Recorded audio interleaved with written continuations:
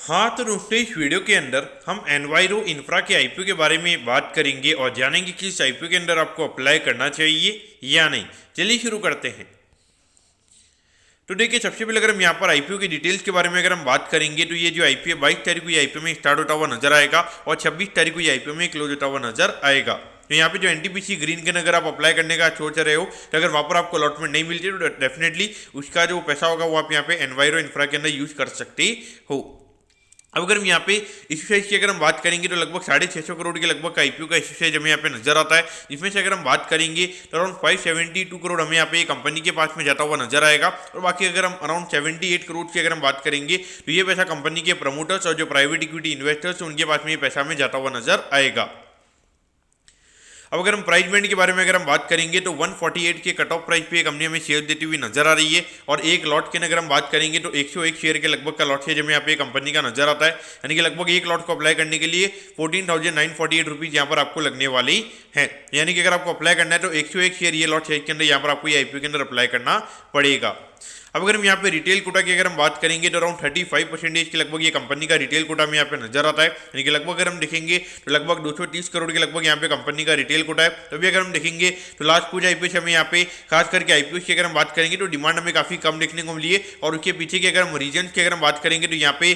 जो जीएमपी की अगर हम बात करेंगे तो जीएमपी यहाँ पे काफी कम रही है, तो इसकी वजह से कहीं ना कहीं अगर हम बात करेंगे तो डिमांड हमें काफी कम देखने को मिल रही है। तो अगर हम ये मान के चलिए कि लगभग 2 से 2,500 करोड़ के लगभग की अगर हमें रिटेल कोटा के अगर हमें डिमांड देखने को मिलती है तो पॉइंट से अगर हम बात करेंगे लगभग 10 से 12 टाइम हमें यहाँ पे आईपीओ रिटेल कोटा के अंदर सब्सक्राइब होता हुआ नजर आ सकता है।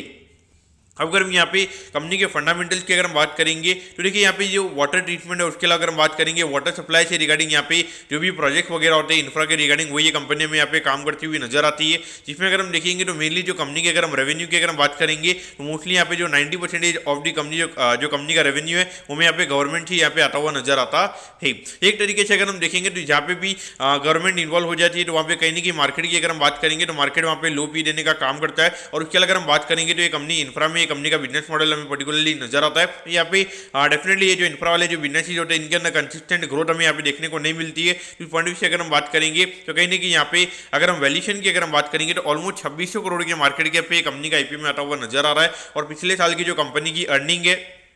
उसके हिसाब से अगर हम बात करेंगे तो ऑलमोस्ट 24 टाइम्स के पी रेशियो पे कंपनी का आईपीओ में यहाँ पे आता हुआ नजर आ रहा है। अगर हम देखेंगे जो नॉर्मली अगर हम इंफ्रा कंपनी की अगर हम बात करेंगे तो मार्केट लगभग 15 से 20 के लगभग या फिर मैक टू मैक 25 के लगभग का पी रेशियो यहाँ पे मार्केट देने का काम करता है। अगर कोई एलएनटी जैसी कोई बड़ी कंपनी है तो वहाँ पे फिर भी मार्केट एक बार के लिए 30 के पी रेशियो तक चला जाता है, लेकिन स्मॉल कैप कंपनी में अगर हम बात करेंगे तो नॉर्मली मार्केट 20-25 के लगभग का पी रेशियो देता है। वहाँ पे भी अगर कंपनी को मार्केट को अगर लगता है कि लगभग 15-20% के आने वाले 2 से 3 साल में अगर ग्रोथ आएगी तभी मार्केट उतना पी रेशियो देने का काम करता है। अब यहाँ पर आपको क्या करना चाहिए तो अगर हम देखेंगे तो ग्रे मार्केट में यहाँ पे इस कंपनी को लेके पहले लग रहा था कि यहाँ पे थोड़ा बहुत इंटरेस्ट आएगा, लेकिन करंटली अगर हम बात करेंगे तो हार्डली 9 रुपए के लगभग या फिर 9-10 रुपए के लगभग का ग्रे मार्केट पीओ में यहाँ पे चलता हुआ नजर आ रहा है, यानी कि ग्रे मार्केट ये इंडिकेट कर रहा है कि हार्डली 900 से 1000 रुपए यहाँ पर आपको लिस्टिंग पे मिलने वाली है। तो पॉइंट से देखा जाए तो कहीं ना कहीं देखा जाए तो आईपीओ मार्केट खास करके अभी काफी ठंडा में यहाँ पे नजर आता है और उस पॉइंट से अगर हम देखेंगे तो अगर आपको माइनर लिस्टिंग के लिए यानी कि हार्डली 5 से 10% के प्रीमियम के लिस्टिंग के लिए अगर आपको अप्लाई करना है तो मेरे ख्याल से अप्लाई किया जा सकता है।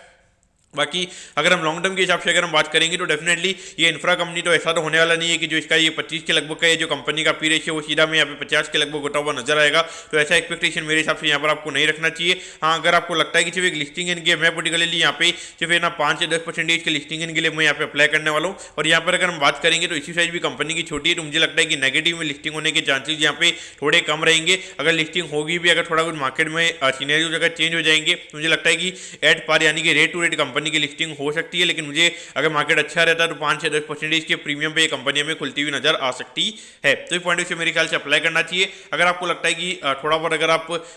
4-5% का रिस्क अगर आप यहाँ पे नहीं ले सकते तो डेफिनेटली मेरे ख्याल से यहाँ पे अवॉइड करना सही रहेगा। तो दोस्तों मैं कहता हूँ कि एनवायरो इंफ्रा इंजीनियर्स के आईपीओ के बारे में